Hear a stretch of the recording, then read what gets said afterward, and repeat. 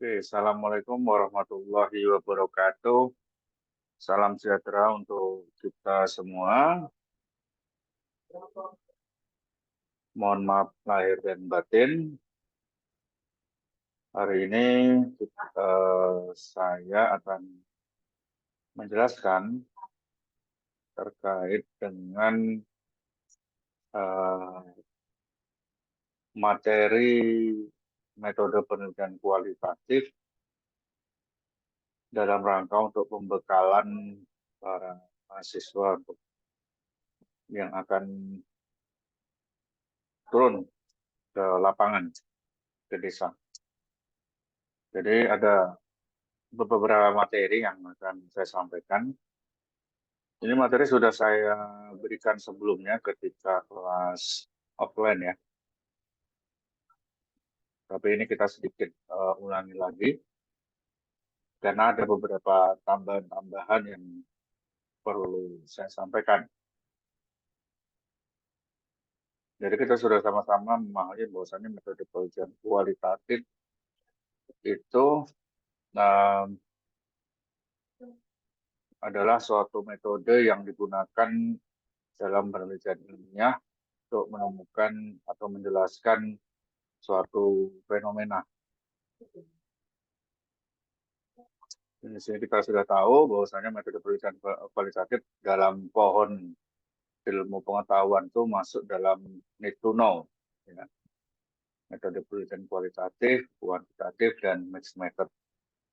Nah, berbeda dengan research and development, action research, dan operation research yang berada pada level yang uh, lebih sulit. Ya. Dan ada lagi evaluation research dan policy research yang dengan level yang berbeda. Ya, kita fokus kepada metode penelitian kualitatif. Ya, ini kita lewatin saja. Ya, ini kita lewatin saja karena nanti akan kita bahas untuk lebih spesifik. Ya. Oke, di sini kita sama-sama memahami bahwasanya metode penelitian kualitatif adalah metode yang berlandaskan pada filsafat, empirisme, positivisme atau interpretif, digunakan untuk meneliti pada kondisi objek yang alamiah. Objek yang alamiah itu ya berada dalam lingkungan yang alamiah, setting yang rekayasa atau dalam setting laboratorium, di mana peneliti sebagai instrumen kunci. Nah, jika metode penelitian kuantitatif itu instrumennya adalah alat survei, alat ukur, maka dalam penelitian kualitatif, instrumen kuncinya adalah peneliti itu sendiri. Teknik pengumpulan data dilakukan secara triangulasi. Triangulasi adalah gabungan wawancara, observasi, dan dokumentasi. Data yang diperoleh cenderung data kualitatif. Analisis data bersifat induktif dari proses ke umum, dan hasil penelitian kualitatif dapat bersifat temuan potensi dan masalah, keunikan objek, makna suatu peristiwa, proses, dan interaksi sosial, kepastian kebenaran data, konstruksi fenomena, dan temuan hipotesis. Baik. Nah, untuk lebih mudahnya lagi, di sini saya bagi-bagi. Saya metode kualitatif ini berlandaskan filsafat, empirisme, interpretif, dan konstruktif. Kondisi objeknya alamiah, tidak dalam setting lab. Instrumen kunci adalah peneliti sendiri. Ya. Pengumpulan datanya menggunakan gabungan antara observasi, wawancara, dan dokumentasi. Analisisnya kualitatif dan induktif. Hasil penelitiannya dapat berupa deskriptif, konstruktif, temuan hipotesis, dan pemaknaan. Ini akan kita bahas lebih detail. Jadi fungsi metode penelitian kualitatif itu, ya di sini sudah saya sebutkan.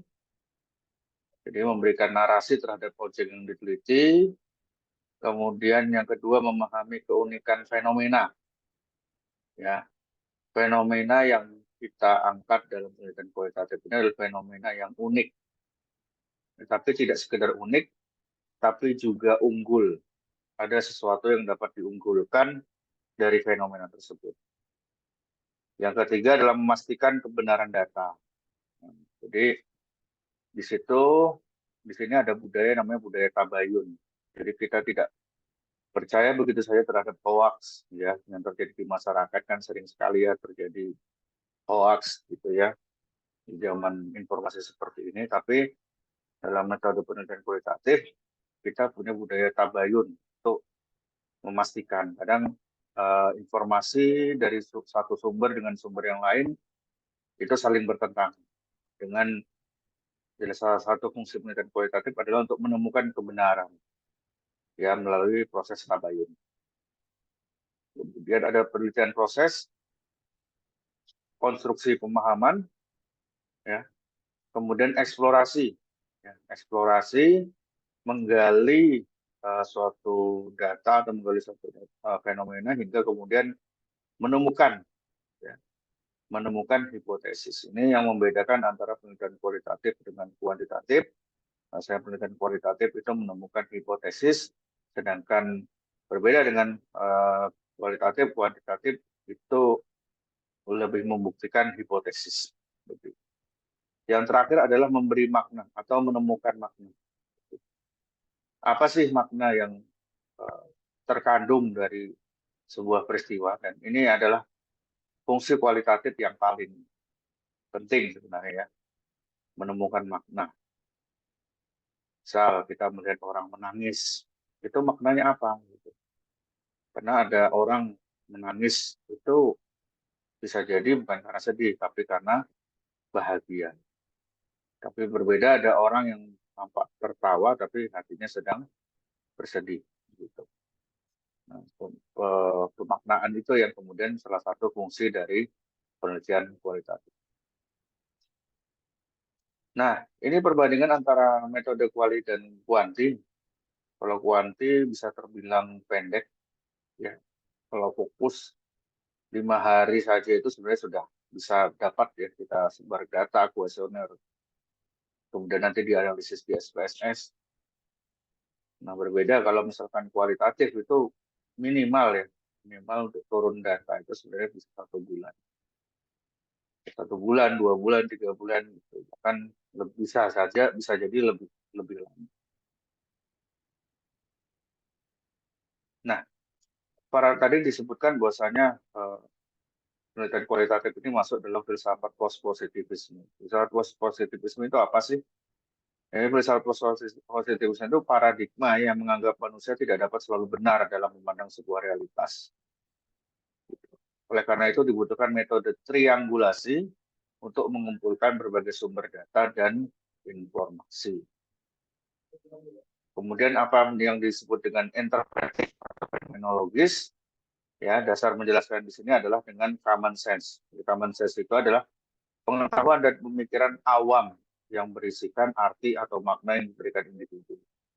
Paradigma ini menggunakan pendekatan induktif, yaitu mulai dari yang spesifik menuju hal yang lebih umum atau dari konkret menuju abstrak. Nah, di sini dijelaskan bahwa pengetahuan itu tidak hanya dapat melalui indera. Di pemahaman mengenai makna dan interpretasi adalah jauh lebih penting, ya. Jadi pendekatan interpretatif ini membantu untuk memahami bahwa di balik dinamika dan fenomena kehidupan terdapat makna serta nilai yang memotivasi dinamika tersebut. Jadi yang pertama yang harus kita pastikan ada apa di sana gitu. Di objek penelitian kita itu ada apa. Jadi kita memotret awalnya luar. Jadi analoginya seperti kita itu masuk ke dalam gedung, ya awalnya luarnya bagaimana, masuk ke halaman gedungnya, lama-lama bisa masuk ke dalamnya seperti itu. Jadi seperti itu. Nah, contoh, ya, kita meneliti tentang apa makna gitu di balik miringnya menara Pisa. Kok bisa dia gedung ini miring tapi bisa menghidupi satu kecamatan, ya, di Italia. Nah, jadi sebenarnya ini masalah potensi. Kenapa? Ya, analoginya kan sesuatu yang miring itu berkesan negatif gitu. Tapi kenapa sesuatu yang negatif itu malah bermanfaat bagi orang banyak? Nah, kok bisa seperti itu? Kok sesuatu yang negatif malah kemudian bermanfaat buat orang banyak, bahkan menghidupi banyak orang. Ini kalau misalkan ada gedung miring seperti ini di Samarinda, tentu akan berbeda responnya gitu. Ya, tidak menjadi penghidupan buat orang, tapi mungkin malah dijauhi. Nah, sama halnya seperti kemudian kita memahami makna poligami. Mohon maaf, ini sesuatu yang sensitif gitu. Ternyata poligami ini antara Malaysia dengan Indonesia itu berbeda. Jadi, di sini bisa jadi menjadi pertanyaan penelitian kualitatif gitu. Mengapa poligami lebih bisa diterima di Malaysia daripada di Indonesia, padahal baik Indonesia maupun Malaysia dalam beragama, ya khususnya Islam, sama-sama satu masa. Gitu. Kenapa kok kemudian dalam melihat fenomena ini kok berbeda? Kita lihat bahwasanya fenomena di Malaysia luar biasa ya, terkait dengan pemahaman tentang poligami. Bahkan pemerintahnya ya, luar biasa memberikan insentif untuk masalah apa apabila ada karyawan atau PNS-nya yang berpoligami. Ya, seperti itu. Nah, artinya apa namanya persepsi, gitu ya. Ini persepsi itu kan sesuatu yang berbeda. Bagaimana orang memandang suatu masalah itu berbeda. Jadi kita mesti memastikan kebenaran data. Apa makna di balik itu semua. Contohnya seperti orang berdebat di sini. Orang di sini bilang kalau yang ke-6, yang ini orang angka 9. Seperti itu. Jadi kita berupaya untuk membantu dalam memastikan kebenaran. Nah, ini ada pertanyaan yang penting. Apakah subjektif itu salah? Salah. Dalam kacamata penelitian kualitatif, subjektif itu bukan sesuatu yang salah. Seperti itu. Tapi subjektivitas itu harus kemudian dikonstruksi. Seperti itu, dikonstruksi sehingga kemudian dapat disajikan dengan baik dan benar. Jadi dalam penelitian kualitatif ada istilah mengkonstruksi fenomena, menyusun puzzle-puzzle yang ruwet, ya, berbagai fenomena-fenomena yang awalnya sulit untuk dipahami karena apa namanya bercampur baur, kemudian kita melihat fenomena yang berserakan itu lalu menyusun fenomena itu menjadi sesuatu yang dapat bermakna, seperti itu, yang ada makna. Nah, sama halnya seperti apa namanya tentang ini ya pohon energi, ada energi negatif, energi positif. Ini adalah salah satu dari apa namanya hasil dari konstruksi temuan, hasil dari penelitian kualitatif. Ternyata dari hal sistem ini simpel, tetapi kemudian tapi seringkali karena saking simpelnya orang kemudian tidak melihat ini sebagai suatu fenomena, tidak terkonstruksi dengan baik. Akhirnya kemudian berkat seorang peneliti, akhirnya ini menjadi suatu ilmu yang banyak dikaji. Nah, eksplorasi untuk menemukan yang tidak tampak. Jadi itu penelitian kualitatif itu seperti itu. Jadi kita terus menggali karena apa namanya ini seperti gunung es seperti itu ya. Analogi seperti gunung es, kita berupaya untuk kemudian memahami yang tidak nampak. Contoh misalkan kasus korupsi. Ini sudah saya jelaskan kemarin. Biasanya kenapa korupsi kasus korupsi di Indonesia tidak habis-habisnya seperti itu. Apakah jangan-jangan proses korupsi ini sudah jadi budaya yang tidak disadari oleh masyarakat Indonesia telah membudaya pada karakteristik pribadi setiap insan Indonesia sehingga kenapa kok kemudian sulit untuk di atas. Padahal sudah banyak lembaga hukum didirikan gitu. Nah, dengan penelitian kualitatif kita berupaya untuk mencari apa sebenarnya akar masalahnya. Nah, seperti itu. Jadi itu salah satu apa namanya hal yang kemudian bisa diungkap dengan penelitian kualitatif. Nah, pada dasarnya penelitian kualitatif itu menggali ini yang salah satunya dari Bung Karno ya. Bung Karno ini ternyata menemukan Pancasila itu lewat penelitian kualitatif. Jadi bahkan sini Bung Karno mengatakan, aku tidak mengatakan aku yang menciptakan Pancasila, apa yang kukerjakan hanyalah menggali jauh ke dalam bumi kami, tradisi-tradisi kami sendiri, dan aku menemukan 5 butir mutiara yang indah. Ya, jadi ada tradisi-tradisi yang ternyata sudah tertanam di masyarakat Indonesia itu, digali sama Bung Karno, ya, karena ditemukanlah ketuhanan yang Maha Esa, kemanusiaan yang adil dan beradab, sampai keadilan sosial bagi seluruh rakyat Indonesia. Itu adalah butir-butir yang akhirnya menjadi dasar bagi berdirinya Negara Kesatuan Republik Indonesia. Nah, dari penelitian kualitatif juga kita kemudian berupaya memahami makna di balik tradisi masyarakat Indonesia. Ini sebenarnya maknanya apa? Kita berupaya menemukan itu. Ya. Ada yang mengatakan, ini ngapain diadakan seperti ini, kan pemborosan. Mending uangnya dipakai untuk rakyat miskin. Gitu. Kenapa? Ini seolah-olah seperti menghamburkan uang. Ternyata di balik ini semua ada keyakinan. Ada keyakinan yang menjadi dasar dari dilaksanakan kegiatan tersebut. Jadi bukan kemudian kita menganggapnya sebagai pemborosan, tapi ada makna yang terkandung dari itu. Dan makna ini tidak bisa dijelaskan dari kuantitatif. Gitu. Berapa banyak duit yang berhambur, gitu kan, tidak seperti itu. Makna itu lebih sensitif, ya, lebih dalam daripada itu.